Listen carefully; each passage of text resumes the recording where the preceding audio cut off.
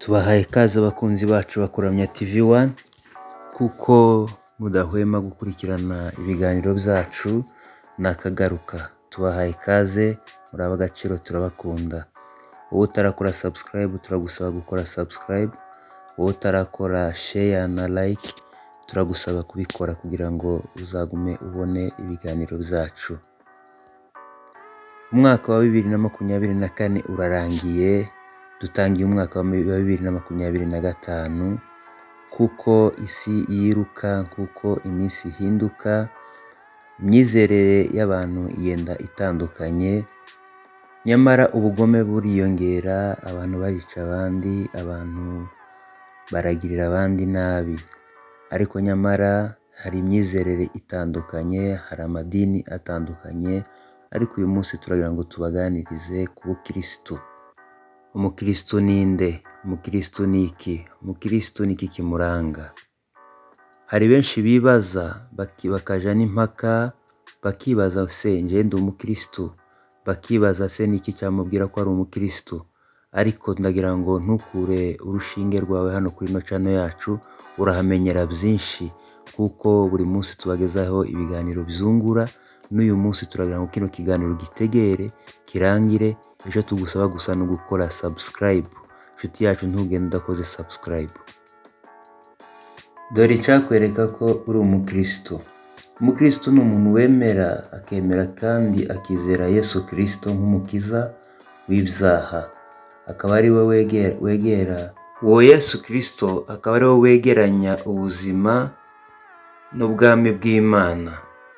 Mu myemerere ya gikristo, umukristo ni umuntu wagize ukwizera gukomeye mu ijambo ry'Imana no mu butumwa bwa Yesu Kristo. Uwemera Yesu Kristo nk'umukiza wiwe, akamukurikiza kandi agakurikiza ibyo yigisha, niwe wahinduka umukristo.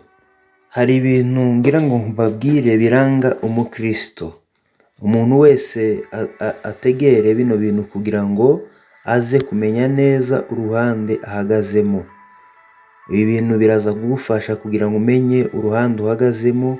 Ndakubwira ibintu bigera muri 5 bigaragaza umuntu w'umukristo. Nawe uraza kumenya uruhande uhagazemo, nta muntu uzosubira kukubwisha impaka, nawe ubwawe ntuzasubira kwicira urubanza. Bimwe mu bintu 5 biranga umukristo. Ikintu cya mbere ni ukugendera mu nzira z'Imana. Umukristo agomba kubaho mu buryo bwuzuye, yubaha amategeko y'Imana, kandi agaha agaciro bagenzi biwe, agaha agaciro ibyiza by'Imana, arangwa n'imyitwarire myiza, ubunyangamugayo no gukurikiza imibereho iteganyijwe n'ijambo ry'Imana. Ijambo rya kabiri riranga umukristo ni ukwemera Yesu Kristo nk'umukiza wiwe. Umukristo ni uwemera Yesu Kristo nk'umwami n'umukiza w'ubugingo bwiwe. Umukristo ni uwemera Yesu ko ari umwana w'Imana. Umukristo ni uwemera Yesu Kristo ko ari umwana w'Imana wariho apfira ibyaha by'abantu, ariko akaba yaravutse akazuka, agapfa akazuka kugira ngo atwereke inzira y'ubuzima buhoraho. Ukuri ku buzima bw'ijuru bushingira ku kwemera kuko Yesu ari we nzira, ukuri n'ubuzima. Ushaka kubimenya neza wasoma urwandiko rwa Yohana ibice 14 ku murongo wa 6. Ndagusabye mwene data, ntuve kuri no channel utarategera ibindi bice 5 bisigaye, kandi aho ugeze ndagusabye ngo kora subscribe. Wihangane, no video turayigira ntoya kugira ngo ibi bintu bitaza kugucika, kandi nzi ko bikugirira umumaro. Ijambo rya 3 riranga umukristo ni ukwihanganira umurimo no gufasha. Ni ukwihangira umurimo no gufasha abandi. Umukristo asabwa kugira umutima w'urukundo no gufasha abandi. Urukundo ni rwo rugaragaza neza ukwemera kwe. Mu kwasoma Yohana wa mbere 4:7-8, yita ku bandi, akabaha ibyifuzo byiza kandi agaharanira kubana mu mahoro.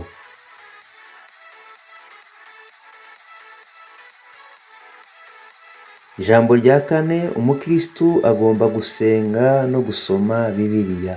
Udasoma Bibiliya biragoye ko waba umukristo. Gusenga, kumva no kwiga ijambo ry'Imana ni ingenzi mu buzima bwa buri munsi bw'umukristo. Bibiliya igaragaza amateka n'amasomo asigasira umubano w'umukristo n'Imana. Ijambo rya gatanu ni ugukora ibikorwa by'urukundo. Umuntu ukora ibikorwa by'urukundo bigaragaza ubukristo. Twababwira ko hari benshi bakora ibikorwa by'urukundo, bafasha abatifashije, bafasha abababaye, ariko mu by'ukuri ibyo ukoze byose utabikoreye mu rukundo rwa Yesu, burya uba ubikoreye nyuma y'agakiza, uba ubikoreye nyuma y'ubukristo. Umukristo agomba kuba ishusho y'urukundo rw'Imana, kuba abantu b'ubuntu no gufasha abababaye ni igice cy'ingenzi cy'ubuzima bwa gikristo. Usomye Matayo 25:35-40. Muri make, umukristo ni umuntu wemera Yesu Kristo nk'umukiza. Akaba agomba kubaho mu buryo bwo gukurikiza ijambo ry'Imana no kugira umutima w'urukundo, ufasha abandi kandi agakomeza kugendera mu nzira y'ubutumwa bwa Yesu Kristo. Bavandimwe bene data, twari tugize ngo tubaciremo muri makeya kugira ngo mumenye umukristo ninde. Rero naringize ngo mubwire inama zafasha umuntu kugira ngo ube umukristo mwiza. Hari igihe waba uri umukristo ariko kubera ko udafite amahame ugenderaho, bikaza gutuma usubira inyuma mu rugenzi rwa gikristo. Turagushimye wowe ukomeze gukurikirana channel yacu ya Kuramya TV1.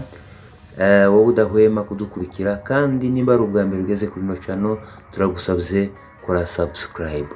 Inama yagufasha kuba umukristo mwiza, cyambere ni inama zishingiye ku myitwarire myiza.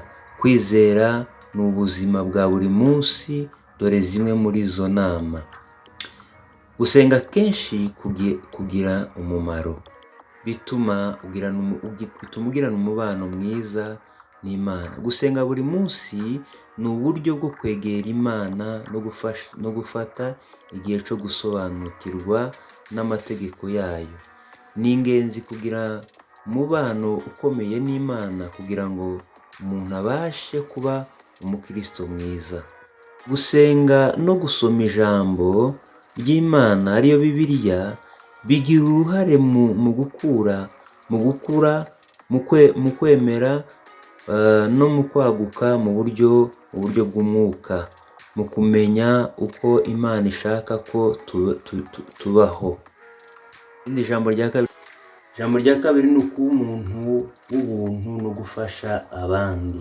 Umukristo mwiza agomba kwitangira abandi, akabafasha mu buryo bwose bushoboka, yaba mu by'umutima, mu bikorwa, cyangwa mu guha abababaye iby'ubufasha, urukundo rw'abandi no kubaha imwe mu nkingi z'ubuzima bwa gikristo. Ingingo ya gatatu yagufasha kuba umukristo mwiza ni ukwihanganira no gukundana, no gukunda. Kwihangana no kugira umutekano mu mutima, ubumuntu no kwiyumvamo ko abantu bose bafite agaciro imbere yawe. Ni iby'ingenzi mu kubaho nk'umukristo mwiza. Imana idusaba gukunda abavandimwe n'abaturanyi, tukagira umutima utishimira intonganya. Ijambo rya kane ryagufasha kuba umukristo mwiza, cyangwa ihame rya kane ryagufasha kugira ngo ube umukristo mwiza ni ukubaha amategeko y'Imana. Kubahiriza amategeko ya Bibiliya ni intambwe y'ingenzi ku mukristo mwiza.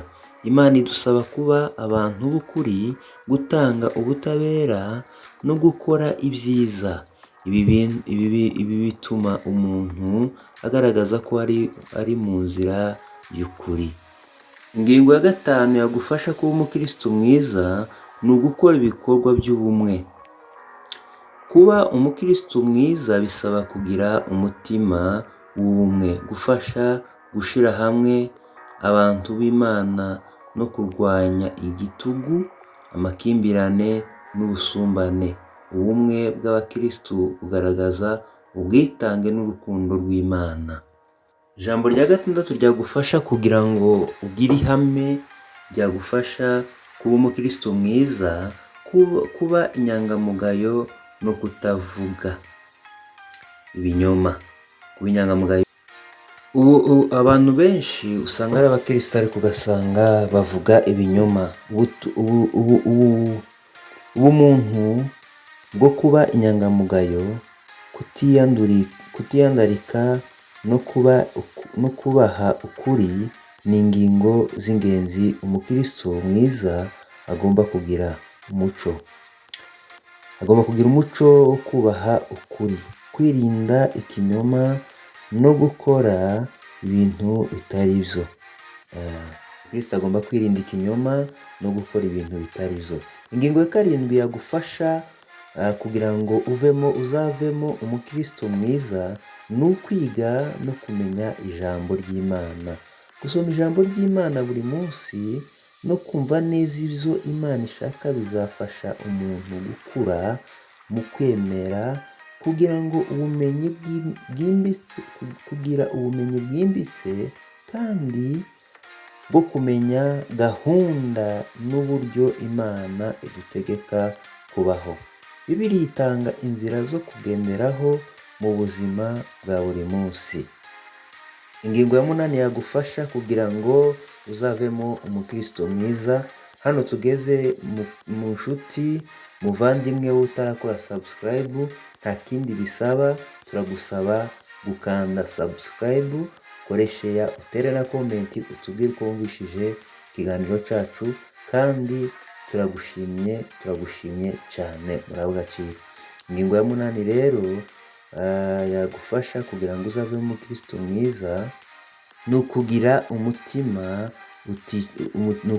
umutima wo kwicisha bugufi. Umukristo mwiza agomba kuba umuntu wicisha bugufi, akamenya ko byose bituruka ku Mana, kandi akirinda kwivuga hejuru no guhubuka mu kugenzura abandi. Kwicisha bugufi bigaragaza ubumenyi n'ubwenge mu kumva no kubaha Imana n'abandi. Ingingo ya 9 yagufasha kugira ngo uzavemo umukristo mwiza wubaha Imana, wubahisha n'abantu, ni ugukora ibikorwa byo gutanga ubuhamya. Kubwira abandi ibyo Imana yakoze mu buzima bwacu n'uburyo twizera Imana ni imwe mu nzira zo kuba umukristo mwiza. Kugira ubuhamya bwiza butuma abandi babona Imana mu buzima bwawe no mu bikorwa byawe. Ingingo ya 10 yafasha umuntu kugira ngo azavemo umukristo mwiza ni ugukora ibyiza no kurwanya icyaha. Umukristo mwiza agomba kwirinda gukora ibyaha, akihatira gukora ibyiza, kugirira neza abandi no kurwanya ibyo Imana itubuza. Guharanira icyiza ni ukugendera mu nzira z'Imana. Nshuti zacu, nshuti za Kuramya TV1, muraba agaciro, dusoreje hano, ariko icyo twasuza tubabwira, mu by'ukuri kuba umukristo mwiza bisaba guhora umuntu akora ibikurikira: kugendera mu nzira z'Imana, gufasha abandi, gukora ibyo Imana idusaba no guhora tugira ukwizera gukomeye. Rero ndagusaba kugira ngo kino kiganiro kirebe kirangire kandi ushobora no kugisangiza abandi. Turagusaba kugira ngo wandike muri comment utubwire uko wumvishije ikiganiro cyacu. Muri inshuti zacu turabakunda, tubereyeho mwebwe kugira ngo dukomeze dutangaze ubutumwa bw'Imana. Murakoze cyane, mugire umunsi mwiza.